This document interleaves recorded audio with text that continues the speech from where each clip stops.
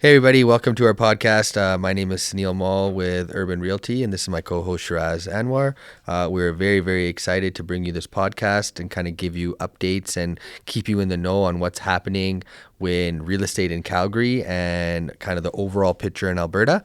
So we appreciate you tuning in, and hopefully you learn a thing or two. Hello everyone, Sheraz Anwar here. Thank you, Sunil, for the intro. 18 years experience, started in 2007. And bounced around a few brokerages, which we can get into as to why I did bounce around. And I did find a good home early on at Urban. So I've been at Urban a very long time, continuously, I would say 14 years. So it's been a very good home base for me. There was a few opportunities which I did explore and take advantage of. So a little bit of a hiatus. But I always called it my home, and I'm glad to be back home. And it's very refreshing that the reins have been handed over to someone like Sunil, a very, very fresh approach. And I'm looking forward to what the brokerage has in the future here with Sunil in charge. Yeah, no, it's been good, man. You've been a breath of fresh air to trying to get everything kind of up and running. So we appreciate that. I don't know if I got to tell you enough. And golf season around the corner, so we'll get out and golf a little bit. So look for us on the course. I went out. I went out already with Rohit, another fellow agent of ours. And what was a good story about that is we brought one of our fellow agents for his very first time golfing ever. So, yeah, with Sankit, right? Yeah. I think he's hooked. Yeah, and I remember in SAIT, when I was at SAIT, one of the professors was saying and asked the class, how many of you golf here? And a few people put their hands up. I wasn't one of them. I only picked it up later. And she's like, start golfing. And a few people laughed. And she's like, you think I'm joking? But she's like, you want to succeed in business? It's actually, funny enough, a part of it. Mm-hmm. So she was really big on a lot of deals happen on the golf course. Yeah, and I can attest to that. I mean, that's part of the reason why I got into golf in the first place, was to kind of help out on the business side. And ever since, I've kind of, it takes a while to kind of get into it. You got to be committed. You kind of do all that. But honestly, the connections that I've made, it's just a good way to break the ice when you're going with clients, or you finish a deal, or even going out as realtors. It's a great way to kind of, one is like the courses are beautiful. You can still kind of do business, and then you get a little bit of exercise and playing some games. So it's a lot of fun. I can't wait to get out a lot. Yeah, and you're with that party group or even the one person for 3 to 4 hours. Mm-hmm. So a lot of time to have open discussions. Yeah. And, it's the best way if you're working with a landlord or a home builder. I mean, just kidnap them, take them to the golf course, and just pair up. And, you got 4 or 5 hours, unimpeded access to kind of whatever you want to chat about. So, I mean, the power of a free lunch and the power of a quick 18 cannot be, overlooked, I think. Right. I think it's very, very important. And, it's unfortunate that we only get like half a season here with golf, 6 months. But I mean, it is what it is. Do it the most we can. Sunil, do you recall the biggest deal or the most exciting deal you ever did while you were on the course? Biggest deal? I can't say that I've ever closed a deal on the golf course, but I have gone with a landlord. I remember Dream was the first one that took me after we did a deal. And that's happened a few times now. So normally we go after we've done a deal, and that was like, I think at least maybe 10,000 square feet. And they're like, yeah, man, we want to go golfing. So then we went golfing. So that was fun. Another time we've gone, I've closed, actually most of them, most of the time, like we close a deal is just like a house deal. We'll go with my buddy, I'll take him. So I've never really actually closed a deal on the golf course per se, but we always go afterwards as more of a celebration. But It's a good way to kind of keep that connection. How about yourself? Have you closed deals? Yeah, I have. So, having 3-4 hours on a course, it's exciting. Like I remember hole 2 or 3, I got a call saying, I've emailed you an offer. So while I have my partner drive instead, he's driving, I'm able to look at the offer, review it on the way to the next hole or to the ball where you hit it. And it took maybe like another 15-20 minutes going back and forth, getting hold of my client. So it was awesome to start, and by the end of it, we had it conditional. So It was cool to be available and be able to do a deal there. And I was with a group of agents, so they all don't get upset or get bothered. Yeah. There's friends I have that are not in sales and are not in real estate, and so they kind of get a little annoyed that you're always glued to your phone, or your phone's always ringing. You're always taking a call. So a lot of people that aren't in that industry don't understand how that is our tool. That's our one and only tool. 100%, man. Yeah, you know, yeah. like everyone has their tool in whatever industry they're in, and this is our tool. Yeah, no, it's a running joke in my friends group too, that I'm always on the phone. They always count the number of calls that I got. Yeah. I think one of them, I think it was like 30 calls that one on one range that we went to. So yeah, they're always laughing. Like, man, this guy's always answering the phone. But Hey. it's part of it, man. You gotta close some deals. You gotta do something. Mine's mostly just putting out fires nowadays, just being the broker. Everyone's Right. asking me about. I mean, Yeah. people can't find forms or they need Yeah. help with, they made a mistake on something. So Well, this is where I come in. My sort of role at Urban is to help Sunil and help manage the team, and especially the new agents, and guide them. It's something I take pride in and something I've done for many, many years, and I enjoy doing. I really enjoy helping and teaching, and from my own experiences, my own mistakes. And so I get those calls all the time, and nothing's like everyone says, nothing's a stupid question, And I find that you learn more too when you're actually like teaching somebody. Like I find that I've learned so much. I already had a lot of the knowledge, let's just say. I'm not tooting my own horn, but like as when you're actually applying it to these real life situations and helping people navigate their problems, it kind of helps. I'm always learning like something new every time, which is really good, right? Whether it's from the agents, whether it's from you. Usually getting yelled at by my dad, same thing. What do you say when most people ask you when they find out you're heavy into commercial and these are all residential agents? Because I get this question all the time. Yeah. Oh, commercial. Yeah, I've always thought about that. How is it? Do you think I should get my commercial license? Yeah, well, I mean, the main thing is everybody thinks that it's just like residential. And that's kind of the biggest, I guess, fault. Right? It's completely different. You can't go in thinking that you're, because you sold a house, you'll be able to flip a business or, able to do a lease. It's a completely, you're literally learning in a whole different industry within an industry almost, right? So it takes a long time. So like you're literally starting from square one where, if you might have been a rock star at selling houses or doing multifamily, when you go into commercial, you're literally starting from square one. And that's the biggest kind of challenge I think a lot of realtors have is to just think that, hey, you know what, I can, I sold like a few houses or I sold like a multifamily or I did something. I can maybe just sell some land or I can kind of do this, right? And you kind of shoot yourself in the foot. So it is very rewarding. But it's like, it's going to take you just like how it took you a few deals to kind of get going. You need a mentor almost, right? Mm-hmm. It takes you a few deals to do it in residential. You need a mentor, and same thing in commercial, right? And that's why I'm telling everybody in the brokerage is, hey, like you guys have somebody that you can lean on to kind of help. So I'm encouraging everybody to get their license now, right? Yeah. So a lot of realtors have started doing now. And I say we can team up. A couple of realtors have like some churches. We don't want to say no to business now, right? So we're open for business. If clients, like even like yourself, if you have somebody or if other people have, someone may have bought a house today and they may want to buy some business or land tomorrow, right? So we should be able to service them however we can. If just because you have the knowledge doesn't mean you can't do it. Right? And be mindful of the mentor and be careful and don't be shy to change or switch mentors.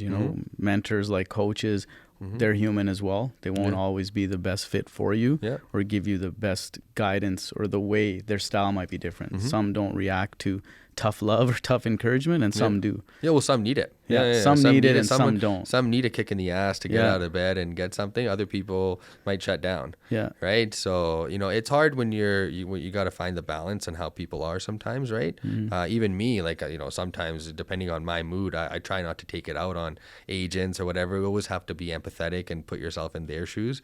Even if the question is silly or they should have known it already or something like that, you kind of have to like step back and say, hey, you know what? This is our role. If we're going to be a mentor or someone, you kind of have to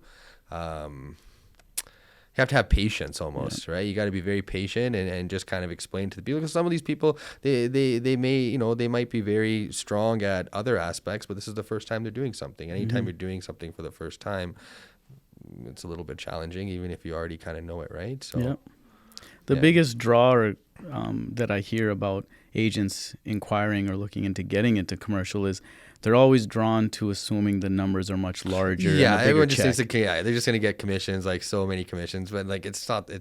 I mean, if you're selling a $2 million house, you're going to get the same commission, right? I mean, same as if you're leasing a 20,000 square foot. But, you have to, in order to do I'll just use the example that I did where I just sold that plaza. We just sold that plaza for 19 million. In order to get pending to that, or firm? It's still pending. Yeah, it's still pending. But it most likely, I think it'll be done. But I mean, in order to be able to facilitate a deal like that, I had to do 10 years in the gutter and just lease 1,000 square foot bays, deal with landlords, understand the questions, how to present this stuff, right? Because when you're dealing at this caliber of buyer, like they'll ask you questions. Hey, how is this? How'd you price this? What's a cap rate? How'd you get all this stuff going? And you have to answer these questions like right away, and you need to understand and have the confidence of what you're talking about. Otherwise, these guys are just going to run all over you, right? I mean, these guys came, they come with, because, they're very sophisticated buyers, right? You're not dealing with your run-of-the-mill guys that maybe done this once or twice, right? When you get to a certain level, you're dealing with very sophisticated people. They have a process. They understand how most of this stuff works. And honestly, if you don't have your ducks in a row, you don't know what you're talking about, I mean, you're going to get walked all over you, and you might end up making a mistake. And these mistakes, yeah, the commissions are a little bit larger, but also the mistakes are hundreds of thousands of dollars can cost you. The fines right? and lawsuits are just as high. Exactly, right? Yeah. So you have to be very cautious. I mean, it's everybody wants the big commission, but I mean, you can get large commissions. You sell $1 million house, right? 2 million, you can do those a lot longer. You can do a lot more of them in less time.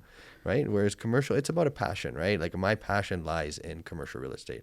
I wake up in the morning. I like doing what I do.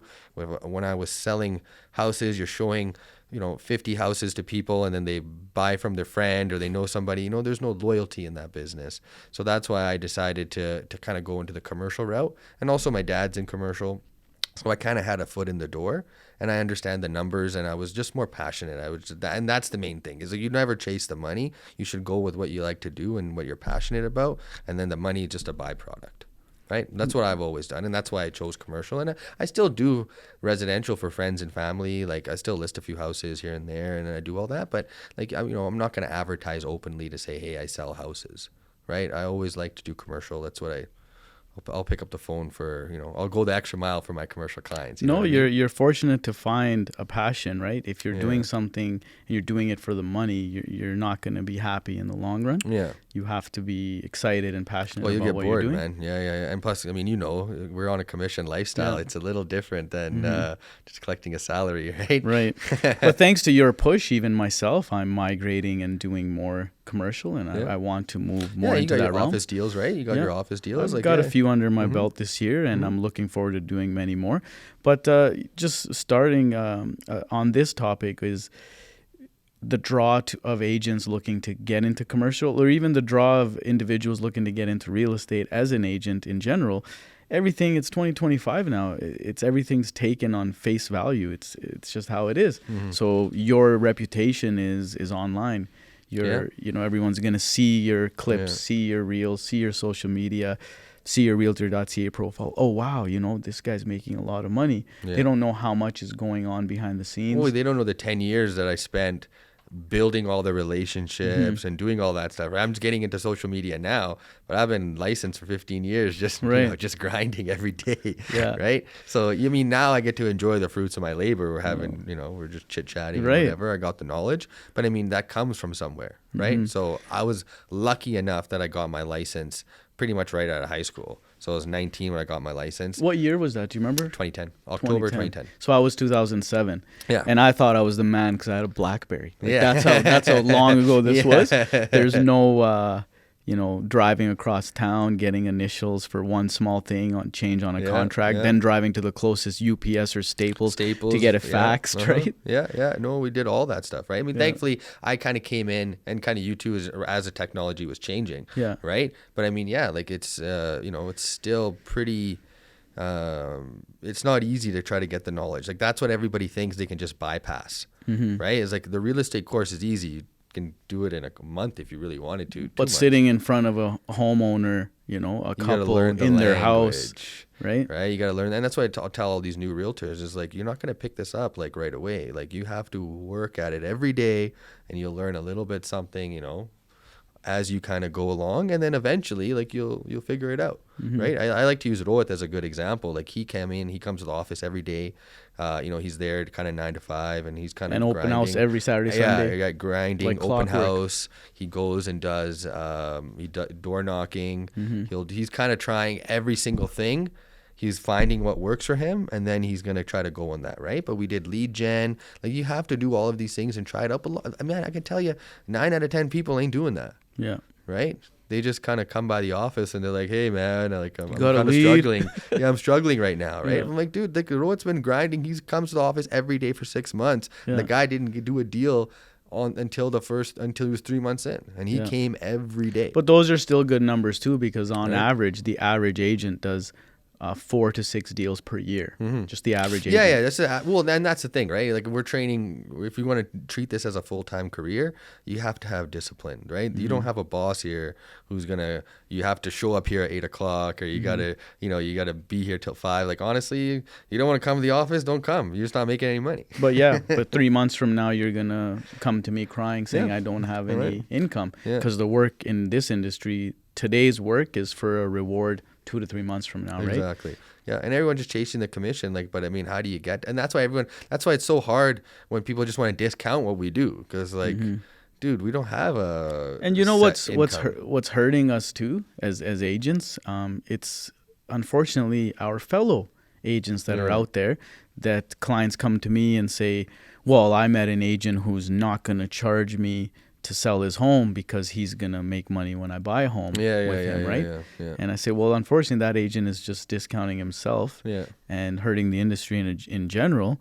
And this was a barber that was telling me this. And I said to him, hey, no problem. I don't do that, and I'll never do that. Feel free to take that discount. There's lots of agents. Man, there's 8,700 agents right now in Calgary and surrounding area.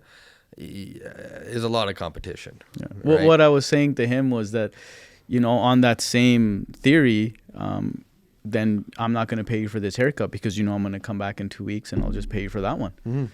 It's the exact same thing. You're not going to pay me to sell my house because you're going to get paid when I buy one. Yeah. It's like, all right, well, I won't pay for this cut because I'm coming back in 2 weeks. Well, and lawyers won't even talk to you until you give them a retainer, man. It's like $2,000 retainer before they even talk to you, right? So it's like people just kind of take what we do for a little bit for granted. But I mean, I think that's just part of the industry and how realtors have kind of presented themselves. I mean, I think we're second to like car salesmen and how much. Yeah, I mean, we see comments online like, glorified car salesman. Yeah, exactly, right? So. Yeah.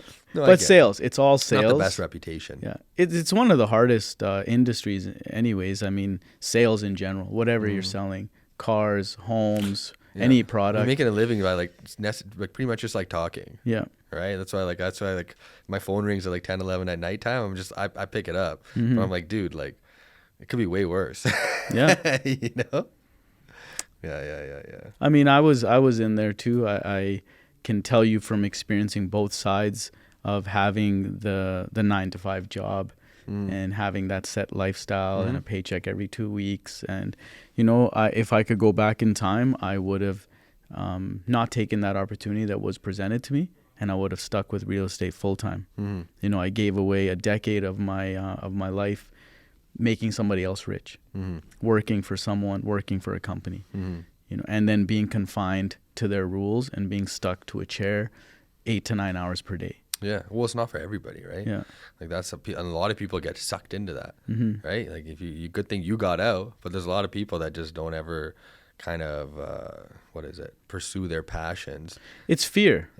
Well, and maybe you're married, maybe you have a kid. Yeah. Like you can't take those risks, right? Yeah. Like you need a steady paycheck. Like, like I said, for me it was good. I was living with my parents. I didn't really I'm pretty modest lifestyle, all right? So I didn't need too much money to survive, right? I just needed just money, just gas money and money for McDonald's. Shopping, and just, going out. Once in a while, right? So I was okay. So that's why it worked for me to kind of get into real estate early, grind it out in my 20s. And now I'm established where I've got my base of business where, it's not really a set income, but like, I'm always going to make a certain amount now because of just how much time and work you put in, and you work here every day, right? Yeah. To try to get this in. So like, it's not set, but like, I know that I'm going to make at least this much. I like to look at my real estate portfolio as an agent the same way I look at my like stocks and trading portfolio. Yeah. I'm not going to look at it every day Yeah. or every month. I like to look at it every year. Maybe I'll look at it every quarter, Yeah. like 4 times a Yeah. year.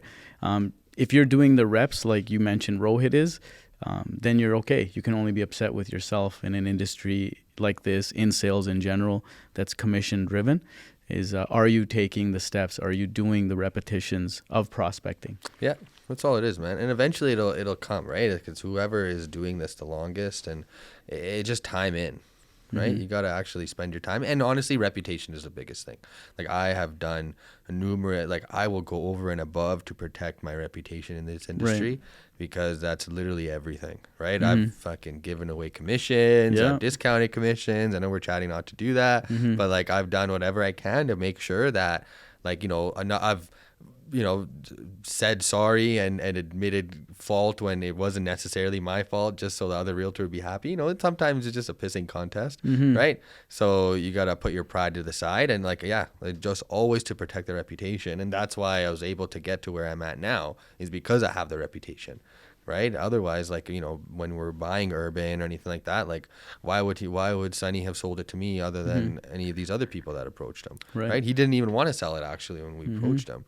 Right. But true salesman. Well, no. Well, I mean, he just said like, like eventually, like I want to sell it, but he wanted to sell it to somebody he knows who's going to look after it and grow it and take it to a different level, and kind of had a vision. Right. And I was looking for something where I could do that. Yeah. Awesome. No, it all worked out. It kind of worked out. So, I mean, the universe, I really truly believe that like the universe will open doors if you're on the right path and you're actually working towards something. Yeah. It's kind of crazy how things kind of line up sometimes. But yeah, it was like literally the perfect storm. Everything happened. Yeah. I was thinking about names. I was wanting to open my own brokerage and do all this stuff. And then boom, opportunity opens itself. And like, yeah. And I wasn't even the one that presented it. It just got presented. It got presented to me. Right. Right. So yeah, it was kind of cool. And stability is always good too. Don't take it the wrong way. Any listeners out there about 9 to 5? I had a great time with my coworkers. They're lifelong friends. Yeah, it's a great company. It's peace of mind. It has its own pros and cons. But what do you value more? Is it your time? Is it that peace of mind, right? And don't feel shy or discouraged or embarrassed if you have to have something on the side to keep your daily passion going. I know agents that are prospecting, 6, 7, 8 hours per day, but then they do have a nighttime job until those commissions start rolling in. Oh yeah. Well, we owned a bar for the first 10 years of my career. So my family owned a bar. I was a manager there. So yeah, real estate daytime and at the bar at night. Yeah, exactly, man. So you 2, 3, and that's the commitment, right? Like I was literally working till like 2, 3 at night. Like I'd be there, close down the bar, and then I'm at the office at like 10 o'clock. Suited and booted, ready to work. I do that till about 5, 6, and then go to the bar, and then you do that whole thing, and I just did that repeatedly in all my 20s, right? Yeah. When I started, and I was in my early 20s as well, I did accounting in school and then got my real estate license, buying my first place, representing myself. Yeah. And then I was the night auditor for a hotel. So it was 11 p.m. to 7 a.m. And then daytime I was there like not even sleeping yet, go to the 10 a.m. meeting at the brokerage, then be able to rest for 4 hours and do some door knocking, prospecting, get ready for open houses that were coming up. And then I knew at nighttime I had a shift. And I did that until the deals started compounding on themselves. Yeah. Then I was able to, thankfully, not have to go to that job anymore. And then the rest is history, and it was just full-time real estate. Yeah. No, it's good, man. That's like you have to pursue. If you're passionate about something, you're gonna figure out a way to get it done, no matter what. Exactly. You know what I mean? Yeah. Like you'll make it a priority. I mean, and obviously, like the thing with the real estate, it allows for the flexibility, right? Which is nice. But I mean, people get too comfortable sometimes with the flexibility. They just don't do anything. And that's where a good mentor coach comes in handy, right? I know some agents that have an online coach, a coach in the States or somewhere worldwide that's like they have to do Zoom and check in and have you done these things? Have you done your list for today, for this week? Yeah. To keep accountable on the discipline. Because you're right. I mean, if you don't have a boss, you don't have an alarm clock, you don't have to get to your desk at a certain time or you're fired.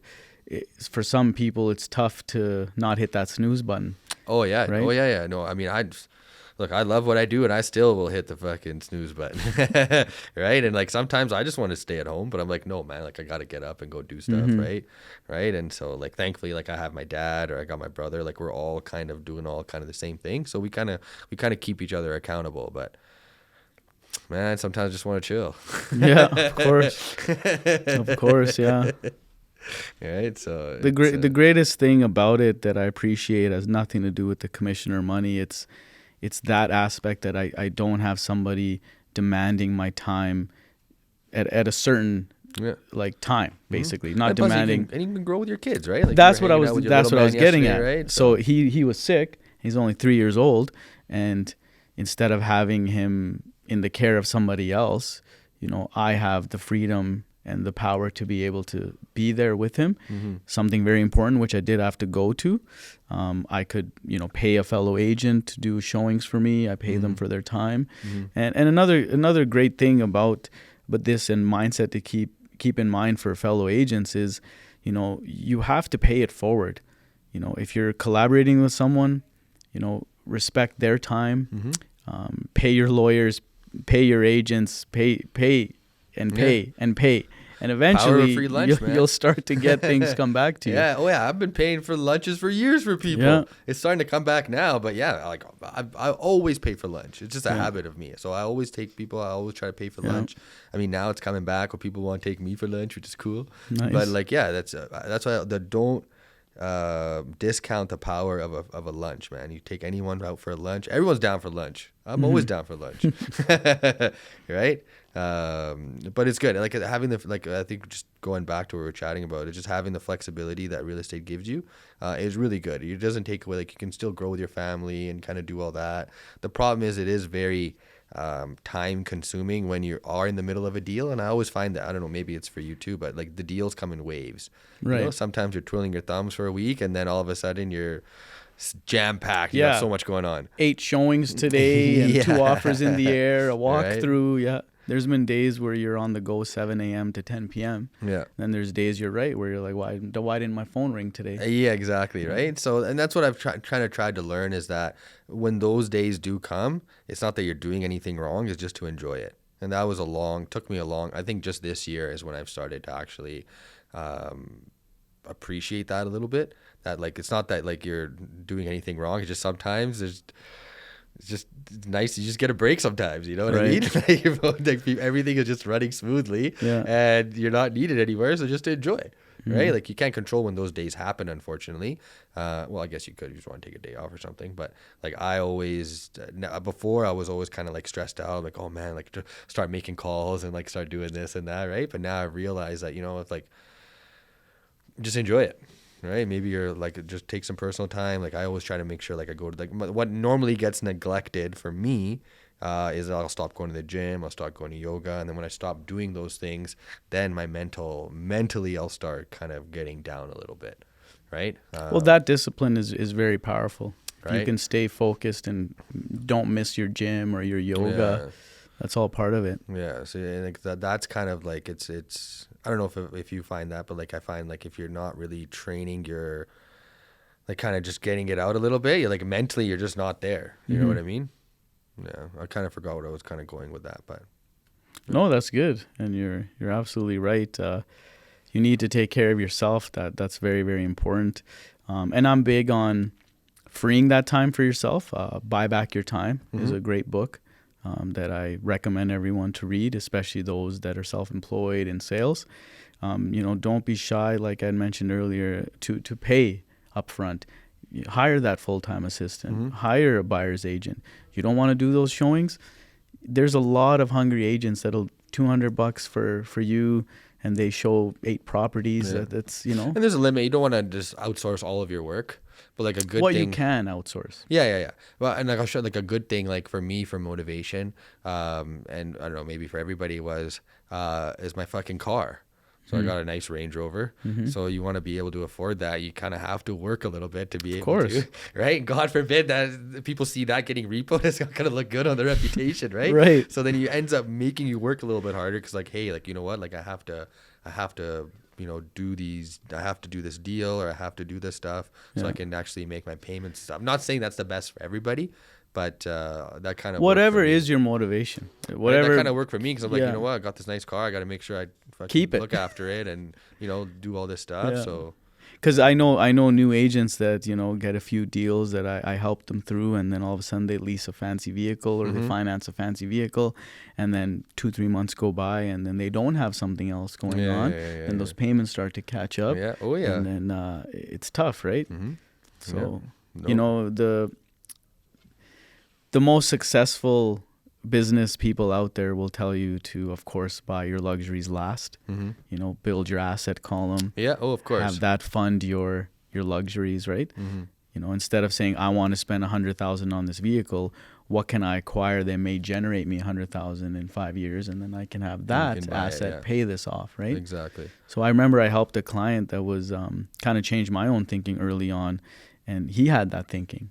So instead of him buying something fancy after he had bought a property of his own, he used that equity later and called me and bought another property, and the cash flow income wasn't too much, but it was $500 a month, and that $500 he went shopping and said, what can I afford that's less than $500 a month for a vehicle? And he got a nice little truck for himself that somebody else paid for him. So it's a more he became very prideful of that. Yeah. Well, it's a discipline, but not everybody can do that, right? Everybody wants the quick fix now, right? That's the society that we live in. I'm the same way. I can't say I'm any better. Well, speaking of the society today with these tariffs and everything that's happening and the exposure of luxury brands that may not actually be made in Italy, or now that you're seeing all this content come online directly from China and exposing a lot of these luxury brands, it's yeah. Well, I mean, for the folks listening at home, we are 100% local. Yeah. All right. So we're 100% local, born and raised Calgarian, born at the Peter Lougheed. So it doesn't get much local than that. And local brokerage, right? And local brokerage started in Calgary. And we have how many agents now? 361. See, it's not a small outfit. No. I mean, we got a great group of people, a mix of everything. We started property management now. So it's going good. Yeah, we got our new office coming up. Maybe we'll do a podcast on that. We'll kind of highlight and show it everybody on that. But it's going good. It's going in a direction. I mean, I never thought I'd be in this position that I'm in, but everything is going good. And when did that spark come about? When did you one day say, I want to be a broker, I want to own a brokerage? Because you were just a commercial agent, right? Yeah, no, I mean, honestly, I just, my thinking always was I just do a little bit of professional development every year, having no reason to maybe use it, maybe not, but I just wanted to always do some continuing education. So I did my courses and stuff? Yeah, so obviously after, like when we did our license, probably similar to you, we got our residential, rural, and commercial together, right? So the only thing that I had left was property management and broker. So I learned, like once I understood residential, you learned the industry, then I went to commercial, I learned whatever, I kind of got my feet wet a bit. And then I was like, well, what else, can I kind of start dabbling in? So then I got my property management. I wasn't like working on property management or anything. I just got my license. And then I started learning a little bit because my previous brokerage did property management. So then I got to kind of learn a little bit, pick up whatever I can on the commercial side, how things work, what kind of people do you need, what sort of reports do you got to put out, how to talk with landlords. That was the biggest thing, how to chat with landlords, how to come up with strategies. COVID taught me a lot on how to kind of do that. And then and then I got my broker license, and I got my broker license without ever thinking I was going to be a broker. I just got it. And then COVID happened, and then the broker for my old office, I don't know, like something happened where he just stopped coming in or like whatever happened. And then I got the opportunity to be the broker at my old place. From there, did 3 years, and then I kind of felt that I kind of hit the ceiling over there. And I was like, it's time to kind of spread my wings. I wasn't really able to kind of spread my wings. When you have a boss, you gotta adhere to their rules. You can't do kind of what you want. Even in real estate, you have a little bit of flexibility, but I was still under the thumb of somebody, right? So I gotta get out of there. So then I thought I'd just kind of figure out my own thing. And then yeah, man, it just as we were going, then the universe opened doors, and then met with Sunny and talked with him. And then were you aware of it, or was it was not something obviously for sale? No, right? Nothing came. Like I said, it just one of my dad's partners, Rajiv. Obviously, you know him. He's the one that kind of was like, hey, you know what? Like, rather than if we're gonna start our own from scratch, like, let's just see if we can I'll just talk to Sunny, and maybe he wants to sell something. We'll just have a meeting. A business, right? Either you start from scratch or you buy something turnkey and improve on it. Yeah, or you just right? And I had no kind of idea. And when we took over, we had 260 agents at that time. And so it was it was still like a small operation. I mean, not a small operation at all. But then, just kind of how do you get to the next level, right? Like my goal is to get it to about 500-600 agents. And here. Expand to... Yeah, we'll be in Edmonton, we'll be in Kelowna, or BC, right? So so working on some projects there. I mean, the brokerage side, it just allows us, for my real estate business, for me to kind of leverage the realtors that we have to kind of get on bigger projects and kind of do different things, right? Like when I say I'm passionate about real estate, that's all I fucking think about and do, right? I eat, sleep, and breathe this shit. So it's always trying to figure out how I can... just make myself better in this industry. This is all I have. I dropped out of college. I don't have anything else to fall back on, like a freaking engineering degree or accountant or something. This is all I got, so it has to work. So I'm always just thinking of different ways to diversify. But that's powerful, not having a plan B. Yeah, I don't have a plan B. Yeah. So that keeps you going every day. And that's why protecting the reputation and all that is so important, because I don't have a plan B. I tell everyone all the time, I'm like, look, man, this is all I got. If I lose my license, I'm fucked. Yeah. Right? Right? So I'm like, am I going to go back to school? Like, oh God. Right? So, no. And so, things just kind of, I find that you're always progressing forward. Things kind of work out. Right? And then you found your way back too, kind of shortly after. It was just kind of weird how we met. It was right after, literally. Like you said, the universe is a powerful thing, because opportunity was presented to me. I did not go, even that job I was mentioning that I had, I didn't seek it out either. I was full-time agent, right? Yeah. Fell into it, was offered it. Same as this opportunity that made me leave urban momentarily. It was supposed to be like a short-term thing. Turned out to be a little longer than expected. And the plan was to always come back. I had said that to the previous broker, but when I came back to meet with him, I was glad to see and meet you and find out it was in someone else's hands, somebody young, energetic, and ready to take it to the next level. So I was like really excited. Yeah, no, and but he started like when Sunny started, he was there for 20 years, right? So I can't imagine starting something from scratch and then taking it up to where he took it. Is just it's. Even now, some days, man, my phone just does not stop ringing. So I can imagine. That's gonna happen, but right? But it's if you're really, because he wasn't doing deals, he wasn't practicing real estate. I still practice real estate. I'm still super, submerged into this stuff, right? So I can literally talk about real estate no matter what it is, any time of the day. And my brain is this is all it knows, right? But after a while, you kind of get a little bit burnt out, I think. Right. And thankfully, I have a way, I learned from my bar days is, you have to, the importance of actually going to the gym and doing yoga and going, taking vacations and enjoying your times off. So it prevents that burnout. Because if you do something you love, you'll eventually start hating it. If you just do it 24/7, it's all you do. Right. So you got to live your life. My motto is that I work to live, right? Not living to work.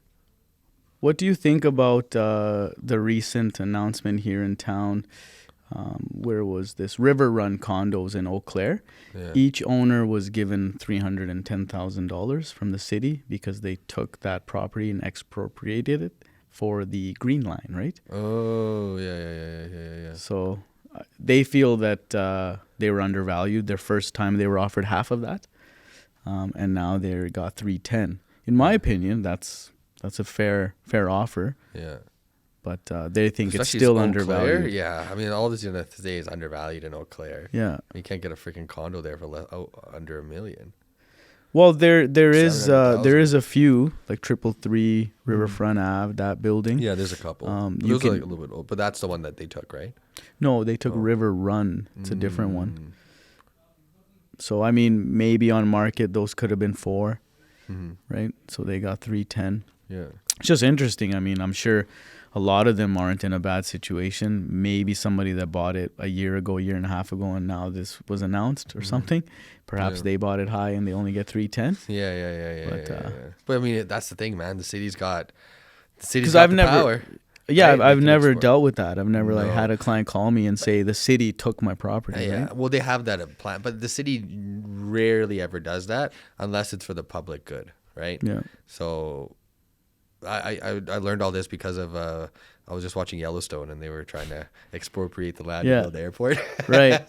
Yeah, it's a good show. Yeah. So I remember they were talking about, but like if it's a need, like that's part of it, right? That's you always got to be careful. It can go the other way too, where it can be a big benefit. Yeah, I mean, you hear actually more of that, right? Where it's actually a benefit, where the city will buy something like in the when they're trying to build a road, right? When they try to do the ring road or they try to do different roads and stuff. Like right now, they're trying to build something from 60th to Skyview, where our land is, and there's a couple of people holding out. Yeah. But yeah, that's part of the reason. Is like they obviously want more money, but it works. I think it's like the city doesn't. I think it does more good than bad, right? Yeah. People make money off of like Yeah, that's what I mean. Like sell I like know. an acre to your freaking city for like $1 million. You're okay. One of my clients has a big chunk of land that I was trying to sell, but they didn't. They changed their mind and they're still holding on to it. Big chunk of land, and I remember the city was going to make a little turn off, so a little exit road. So a small chunk of their land, very very small amount. Don't even notice that they're missing it. Yeah. And they're like, here's 150,000 for a sliver of your property. Yeah. So that's nice to just and get you can always 150,000. negotiate. Yeah, and you can always negotiate like some access, because look, like real estate is all about access, especially commercial, right? Residential, same thing. Like people buy based on location. Location is about access, and access to what, right? So I mean, it's always about access. If you have roads that are like you're working with the city, like you can always ask for access. There's a lot of things like you always want to be friendly with the city. Don't everyone tries to take them out as a bad guy. Like I mean, they're just trying to run. I had a trying client to keep everything beautiful, and I think they do a pretty good job. I had a client recently asked me to give like an updated CMA because they wanted to combat their tax assessment and they wanted it lower. So I'm like, it's going to be a fraction if you're able to be successful and get it evaluated a little bit less. Your property taxes are going to be minuscule of a difference. So I mean, I hate paying taxes, so that's part of it. But I mean, I like the people that work for the stuff. I just don't like the whole pay scale, and whatever, it is what it is. But yeah, we get taxed a lot. We get taxed so much. I literally see it because I see it from the urban side, then I have it from my companies, and then I see it from my personal. Oh man, it's just literally just working just to pay the tax. Always, yeah. Yeah, it's kind of annoying, but what do you do? Hopefully conservatives will win the election. Yeah, it's going to be exciting. When is that? End of this month? 28th.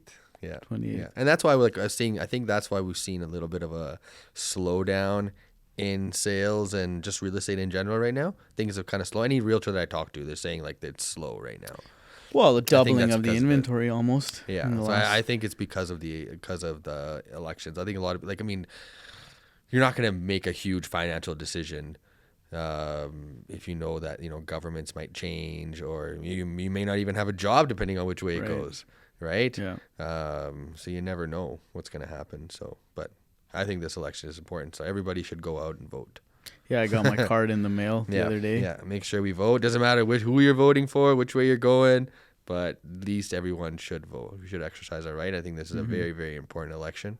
All right, well, we'll bring our first podcast to a conclusion. This is fun. Thank you. Thank you very much, Sunil. Okay, thanks everybody. Bye.